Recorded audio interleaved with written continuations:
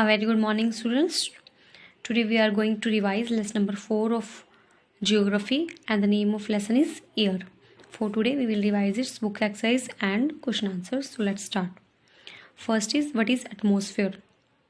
First question is given, what is atmosphere? We have to tell what is the atmosphere. The answer is, atmosphere is a thin blanket of air that surrounds the earth. Atmosphere क्या है? Blanket है एक air का, thin सा blanket है जो कि हमारे अर्थ को सराउंड करता है यानी कवर करता है. It protect us from the harmful rays of the sun. और ये ब्लैंकेट है जो एयर का, जो एटमॉस्फेयर है, ये हमें किससे प्रोटेक्ट करता है? ये हमें सन की हार्मफुल रेज से बचाता है. It consist of several gases in which nitrogen and oxygen occupy the major portion.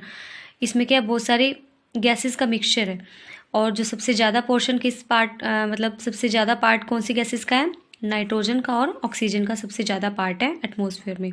Okay, and the next question is, which two gases make the bulk of the atmosphere? Bulk होता है सबसे ज़्यादा part. कौन सी gases हैं? तो हमने अभी अभी जस्ट रीड किया है फर्स्ट क्वेश्चन में, nitrogen 78% and oxygen 21% make the bulk of the atmosphere. Bulk होता है सबसे ज़्यादा पोर्शन. तो सबसे ज़्यादा कौन कवर करता है? नाइट्रोजन, जो कि 78% करती है आउट ऑफ 100, एंड ऑक्सीजन करती है 21. तो ये दो मेन गैसेज हैं which make the bulk of atmosphere. Next question is, third question, which gas creates green house effect in the atmosphere? आपको बताना है कौन सी गैस है जो ग्रीन हाउस इफेक्ट क्रिएट करती है एटमॉस्फेयर में. तो ये वाली गैस है carbon dioxide, CO2 create green house effect in the atmosphere. हमें इसके डिटेल में नहीं जाना what is green house effect, we have to tell only the name of gas. हमें गैस का नेम बताना है. The gas is carbon dioxide, CO2. Next is, fourth question is, what is weather? Weather क्या है?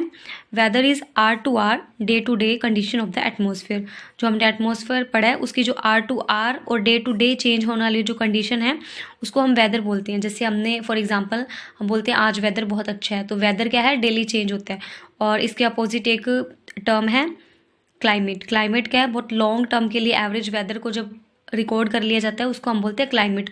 वो 30-40 years तक जब average लिया जाता है उसको हम वेदर क्लाइमेट बोलते हैं. क्लाइमेट क्या, जल्दी से चेंज नहीं होता.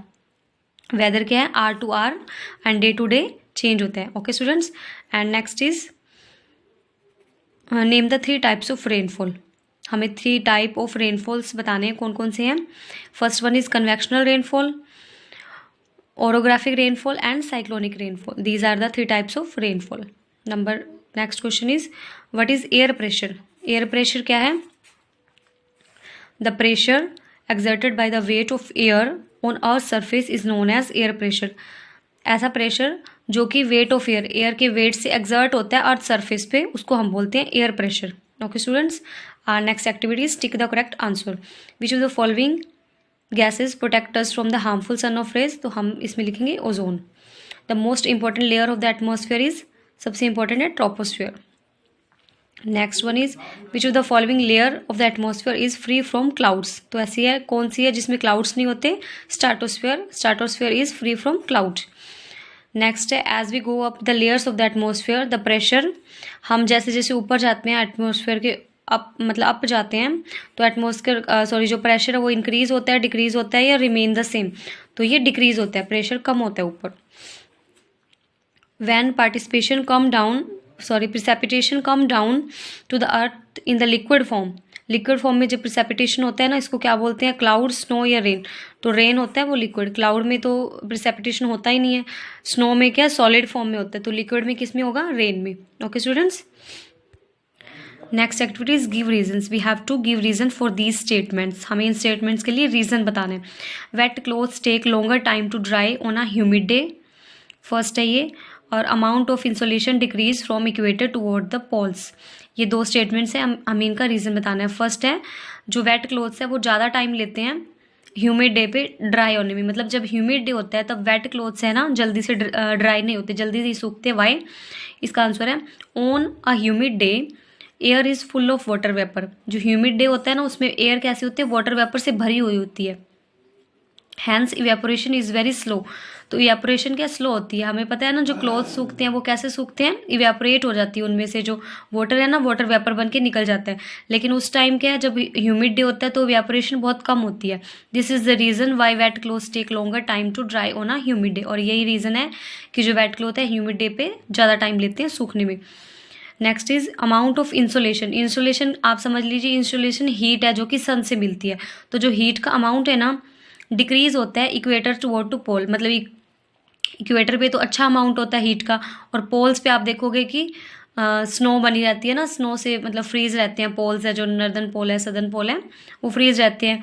तो क्या रीज़न है इसका, insolation comes through vertical rays on equator. Insolation कहाँ से आती है, वर्टिकल रेज होती है ना इक्वेटर्स पे, उस पर आती है। अभी देखिए मान लीजिए ये अर्थ है हमारा, ये इक्वेटर है, सन है यहाँ पे, ठीक है।